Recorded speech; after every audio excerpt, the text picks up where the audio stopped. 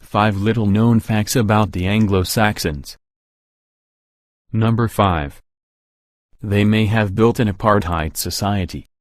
In 2006, a team of scientists from the Royal Society published a paper outlining their theory as to why modern England has such a high number of Germanic male line ancestors. Specifically, their research concluded that in England today, between 50 and 100% of the country's gene pool contains Germanic Y chromosomes. After an exhaustive study, the team argued that this genetic dominance was achieved by a relatively small number of pagan migrants from what are today Germany, Denmark, and the Netherlands. More importantly, these Angles, Saxons, and Jutes, who initially numbered somewhere between 10,000 and 200,000 immigrants between the 5th and 7th centuries had successfully outbred the native Romano-British population and established an apartheid society, wherein they controlled economic life. 2 years after the study made waves in the UK press, it was challenged by John Pattison of the University of South Australia, Mawson Lakes. According to Dr. Pattison, the idea that a small number of elite Germanic warriors managed to wipe out their British competition underplays the fact that Germanic tribes and native Britons had been intermarrying for generations prior to the invasions of the 5th century. Ancient chroniclers believed this to be true. Julius Caesar mentions in the conquest of Gaul that Belgic tribes, who may have been both Celtic and Germanic, lived in Celtic Britain. Therefore, an apartheid-like society was not necessary, as 5th century Britain may have already contained a large population of Celto-Germanic people. Number 4. Anglo-Saxon culture was nearly eradicated. Before they were defeated by the Normans following the Battle of Hastings in 1066, another group of Vikings nearly killed off Anglo-Saxon culture. Beginning in the 9th century, after years of raids along the coasts, Danish Vikings began to settling in Britain and establish small, but powerful, communities.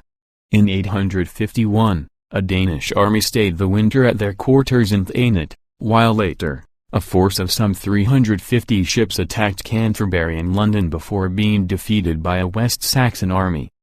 This early defeat did not deter the Danes, for they continued to pour into the island. They became farmers and fearsome warriors, which in turn earned them political power. By the late 9th century, Danish law held sway in 14 shires, most of which were located in the north and east. Under Danelaw, a powerful Anglo-Norse culture pushed Anglo-Saxon culture to the brink of extinction.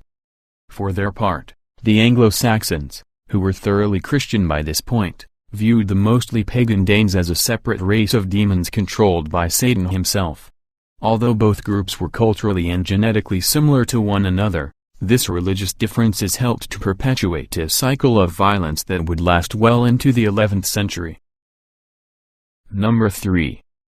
Anglo-Saxon rulers oversaw a pogrom. Although the term is most closely associated with European horrors from the 20th century, pogroms, the organized mass slaughter of certain ethnic or religious groups, were not uncommon in the ancient world. In fact, on November 13, 1002, Anglo-Saxon England itself was the scene of a brutal campaign of ethnic terror. On that date, the English King Ethelred the Unready, whose brother had been murdered years before inside Corfe Castle, issued orders that every Danish settler in England was to be killed. In what would come to be known as the St. Brice massacre, Anglo-Saxon citizens attacked their Danish neighbors in droves, especially in southern England, where Danelaw was weakest. Although the number of deaths has never been determined, it's likely that hundreds if not thousands of Danish individuals were massacred. In one instance, Anglo-Saxon villagers burned several Danish families alive after setting fire to Street Fried's wife's church. 2 years later, in 1004, King Ethelred issued another order calling for a just extermination of all English Danes. King Ethelred's actions earned him the everlasting hatred of the Danish crown. By 1013, King Svein I of Denmark had been named King of England after Ethelred had fled to Normandy. Less than a year later, Svein was dead, and Ethelred's advisors were seeking his return as king. However, thanks to the bad blood and enmity caused by King Ethelred. Canute, King Sweinf's son, was busy destroying the Anglo-Saxon countryside in a pogrom of his own. Number 2. Anglo-Saxon Christianity was nearly destroyed by a pagan king. During the first decades of the Anglo-Saxon invasion of Britain, the Anglo-Saxons, who were heathens, decimated the native Christian population. By the 7th century, however, many Anglo-Saxons were converting to Christianity in droves. Still, there were pagan holdouts. In the Kingdom of Mercia, which was located in what is today called the English Midlands, a fearsome ruler named Penda almost upset the balance of power in favor of Anglo-Saxon paganism. In 628, King Penda established his political supremacy after defeating the Saxon kingdom of Hicks at the Battle of Cirencester. After the victory, Penda not only annexed Hicks territory, but along with the Welsh leader Cadwallon of Gwynedd, he invaded the powerful kingdom of Northumbria and killed the Christian King Edwin in 632. This victory not only established the Kingdom of Mercia as the most powerful entity in all of England, but it also helped paganism to briefly supplant Christianity as the preferred religion among the Anglo-Saxons. Although known for being barbarous and cruel, King Penda did not completely abolish Christianity within his kingdom. However, because of his success, other princes converted back to the old faith in order to win favor. Penda's victory over Oswald of Northumbria at the Battle of Maserfield in 641 helped to prolong pagan supremacy until Penda was killed at the Battle of Winward in 655. After the battle, the Christian Northumbrians not only re-established their dominance in the North and Midlands, but according to historian Charles Plummer, they finally killed off Anglo-Saxon paganism once and for all. Number 1. Blood Month. Before converting to Christianity, the Angles, Saxons, and Jutes all practiced the rituals and rites of Germanic paganism. Similar to Norse paganism, which was famously practiced by the Vikings of Norway, Iceland, Denmark, and Sweden, Anglo-Saxon paganism flourished in northwestern Europe until warriors exported it to Roman Britain. One of the more common practices among Anglo-Saxon pagans was animal sacrifice.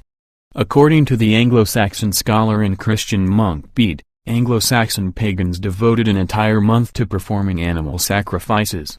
In his Latin language book The Reckoning of Time, Bede writes that Blood Month, or Blood Month, was a time for immolations, a time when cattle and other animals were slaughtered in order to gain favor with the Germanic gods.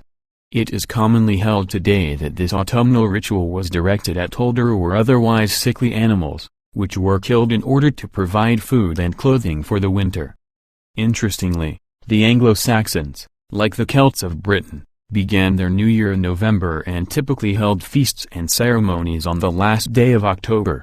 Even more intriguing is the fact that the Celtic festival of Samhain, the ancestor of Halloween, was still in practice alongside the similarly gruesome Blood Month. It is still a matter of debate concerning whether or not Blood Month also included human sacrifices.